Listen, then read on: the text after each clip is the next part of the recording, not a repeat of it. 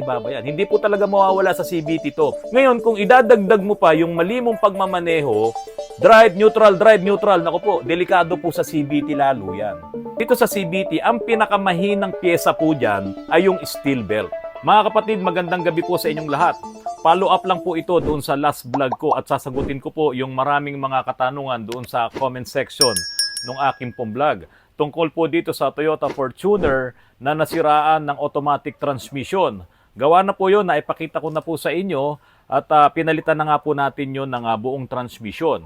So mga kapatid, marami po ang nagtatanong at ano daw po ba ang pwede nilang gawin? Dahil nga po medyo tumaas ang kilay nila doon sa sinasabing yung drive neutral na habit doon sa pagmamaneho habang kayo po ay nandoon sa bumper to bumper na traffic. Yung video ko po na yon, ginawa ko po yon para maipakita sa inyo kung paano gumagana yung automatic transmission.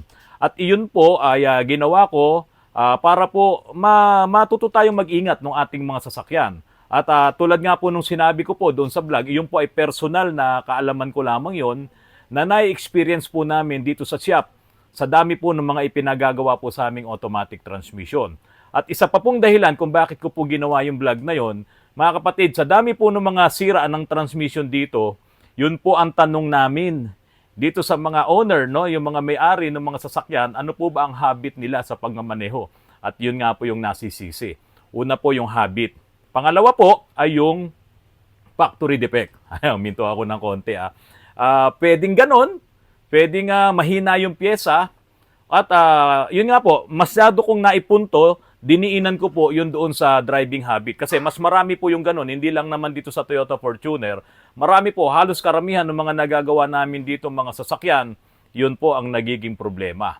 Bawal daw po bang ilagay sa neutral o kaya sa park yung sasakyan, lalong-lalo na po kung talagang matagal yung traffic, yung talagang naka-standby na sila doon. Kaya siyempre, mainit naman kung papatayin mo yung makina. Bawal daw po bang ilagay sa neutral? Wala po akong sinabing bawal. Sabi ko nga po doon sa vlog ko, siguraduhin nyo lang po na maganda yung inyong automatic transmission fluid kasi nga magkakaroon ng konting problema doon.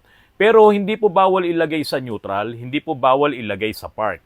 Ang sinasabi po natin mga kapatid, doon sa vlog ko na yon ay iwasan nyo po yung habit na drive neutral. Yung halimbawa, aabante kayo, nakadrive, tapos pag stop, kaunti lang naman yung tinakbo, lalagay nyo sa neutral. Di ba, ipinakita ko naman po sa video kung paano po nagre-react yung inyong transmission, yung buong sasakyan. Ngayon, ipinakita ko rin po sa inyo yung kung paano nag-ooperate yung transmission habang naka-neutral, umiikot din po yung internal parts doon. Kaya nga po, ang sabi ko, mas mabuti pa, ilagay nyo na lang sa drive. Kasi nga po, pag nakalagay sa drive, lahat humihinto yung torque converter, humihinto lahat yung mga piyesa sa loob ng inyong transmission, at sa ganung paraan po, wala pong mag-iinit. At hindi po may stress ang inyong automatic transmission. Ulitin ko lang po isang mabilis. Kapag nakadrive kayo at namreno kayo, no, hihinto lahat yon, pati yung torque converter, hihinto pati yung transmission, lahat sa loob nun. So, ang sinasabi po nung iba nagko-comment, baka daw po lalo mag-overheat. Hindi nga po, in-explain ko na rin doon po sa vlog ko po na yon. Mas magkakaroon po ng konting pag-iinit yon kung kayo po ay naka-neutral. Kaya po ang sinasabi natin, hindi kayo matagal nakahinto, ilagay nyo na lang po sa drive. Tapos every time na umaabante kayo, binibitawan nyo lang yung preno nyo. So, bakit ko po nasabing medyo umiinit ng konti yon? Ito po mga kapatid. Halimbawa po, itong kamay nyo, ganyan ninyo. Ayan. Umiinit po o hindi? Di ba? Umiinit. O ganun din po sa loob ng automatic transmission. Kasi yung mga linings hindi umiikot pero yung plates umiikot dahil nakakabit nga dun sa forward clutch. O, bakit hindi po nasisira yung mga lining? Kasi nga po, maganda yung automatic transmission fluid. Wala pa po siyang halong mga metal shavings, hindi pa po siya marumi, hindi pa siya sunog. So, yun po yung maganda. Hindi masisira yung mga linings nyo. So, ibig sabihin mga kapatid, dapat palagi pong maganda yung kondisyon ng inyong automatic transmission fluid. Eh, dito po sa kamay, halimbawa, ayan, ginaganyan ko yung kamay ko. Nilagyan mo rin ng oil. O, di ba? Halimbawa, magpapamasahe kayo, nilagyan mo ng oil, di po ba dumudulas? O, pero umiinit pa rin po yun. Yun nga lang, nagkaroon po ng dulas. Nagkaroon kayo ng lubrication. Ganon din po sa automatic transmission. Kaya, habang ang inyo pong sasakyan ay nasa neutral o nasa park, ganon po yung nangyayari. So, kung yung sinasabi po nung iba na, teka, baka mag-overheat, hindi naman po yun mag-overheat. Kasi kung kayo po ay nasa idle, hindi po yun mag-overheat. Dahil ang bawat sasakyan ay may cooling system. At iyon nga po ang trabaho ng automatic transmission fluid. Cooling fluid po yan. Kaya po, Kapag kulang ang inyong automatic transmission fluid at kapag ka hindi na ang maganda ang inyong automatic transmission fluid, pwede po talaga siyang mag-init. Pero doon sa idle RPM, hindi po mangyayari yon. Kaya po ang sinasabi lang natin, nakadrive ka, hanggat maaari doon ka na lang. Pero kung talagang matagal talaga yung traffic at talagang ayaw nang umabante, halimbawa may nasiraan, or talagang na-stuck na kayo doon, pwede mong ilagay sa neutral, pwede mong ilagay sa park po yan, mga kapatid. Paano kung halimbawa nga, ayun lang, naka-neutral ka lang, o sige, sabihin natin, naka-brake ka, tapos dinrive mo, tapos 30 minutes, uminit siya, pero hindi mag-overheat yun may problema ang iyong cooling system. Yan ang hudyat, ipaayos mo ang iyong sasakyan. Baka po barado na yung iyong cooling coil doon sa iyong automatic transmission. Mga kapatid, meron pa pong isang tanong. Ano daw po ang gamit ng neutral? Alisin na lang daw po yung neutral. Wala naman daw pong gamit. Hindi po totoo yun. Marami pong gamit yung neutral. Yun nga lang mga kapatid, dito po kasi sa atin sa Pilipinas, marami pong nabigyan ng lisensya, kumuha ng lisensya, nag-drive ng automatic. Kasi pagpunta mo ngayon sa mga, pagkukuha ka ng lisensya mga kapatid, di ba? May driving school na. Tapos, anong sasakyan? O, di ba, may test drive o trade test. Okay. Automatic. Okay. Pagda-driving ka ng automatic. Pag napa-under mo yung automatic transmission, okay. Tapos na. Pasado ka na, bibigyan ka na ng lisensya. Alam niyo po, sa ibang bansa, napakahigpit. Kailangan ipasa mo talaga yung exam. Kapag hindi mo talaga alam ang trabaho ng bawat cambio na yan sa automatic transmission, bagsak ka. Okay, mga kapatid, ito na lang po sasabihin ko sa inyo. Magbibigay po ako ng ilan na gamit ng neutral sa inyong automatic transmission. Halimbawa po mga kapatid, nasiraan ka ng sasakyan. Nasa highway ka. O kung ano man yung naging dahilan ng pagkasira o hindi na umaandar, ayaw na umandar ng makina mo, automatic transmission yan, ilagay mo sa neutral para maitabi mo, itulak mo. Kasi kung nasa gitna ka, syempre nakahambalang ka doon, so ilalagay mo sa neutral, itabi mo, itulak mo, at makahingi ka ng help para mapaandar ang sasakyan mo. Ngayon, may nag-comment po doon sa mga huling vlog ko, pwede naman daw ilagay sa, ito po kino-contest pa tayo, pwede naman daw kahit nasa drive, under daw yun. Pwede naman daw kahit nandun sa kung anong gear yun, wag lang sa park, under daw yun. Pero nasiraan ka na nga, sisirain mo pa ba yung transmission mo? Halimbawa, ayaw lang umistart ng engine mo, o kaya naubusan ka ng diesel, o tapos ayaw umistart ng engine mo, tapos ilalagay mo sa drive, itutulak mo, wag naman. Wag ganun, masisira ang transmission mo. Lagay mo sa neutral, o yun. Isang gamit niya yun. Pangalawa, ito po. Halimbawa, galing ka sa mga matataas na lugar, pababa ka sa bundok, o galing ka dito sa Antipolo, galing ka dyan sa Tanay, marami po dyan, doon sa Santa Ines, kapag ka magte-trail kayo, pababa, matindi, matarik. Mga kapatid, huwag mong ilalagay sa neutral, lalo na kung mabigat ang karga mo, at kapag ka ayan na hindi kinaya ng preno, or nasunog ang preno mo, umamo yan, o anong mangyayari? Dire-diretso ka doon, sa mga bangin doon, pwede ka nga mapahamak.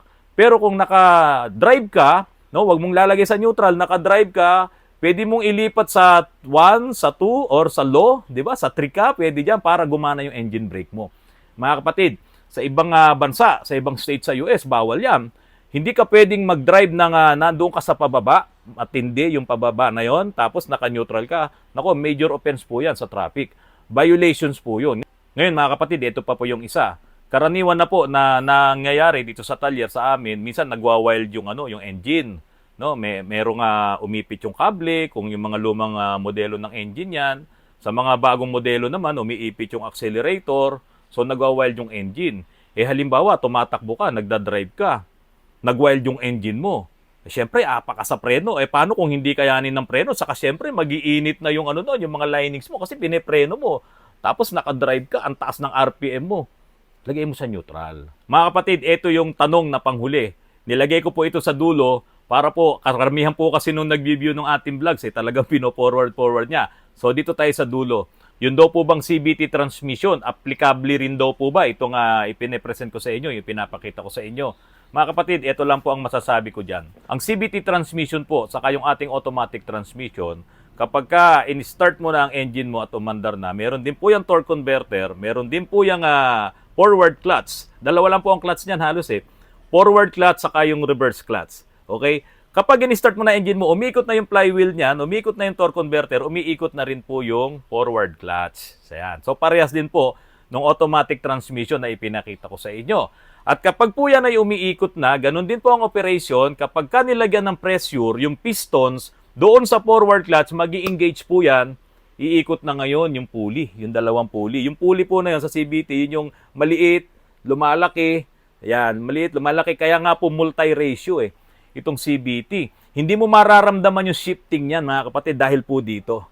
Doon sa paglaki at pagliit ng pulley na yun po yung multi-ratio, yung low speed hanggang sa magiging high speed na siya. Okay, so sa reverse ganun din. Siyempre, tanggalin mo doon sa drive, ilipat mo sa reverse, mawawala yung supply ng piston para i-compress niya yung mga linings. May linings din po ito nandun sa forward clutch.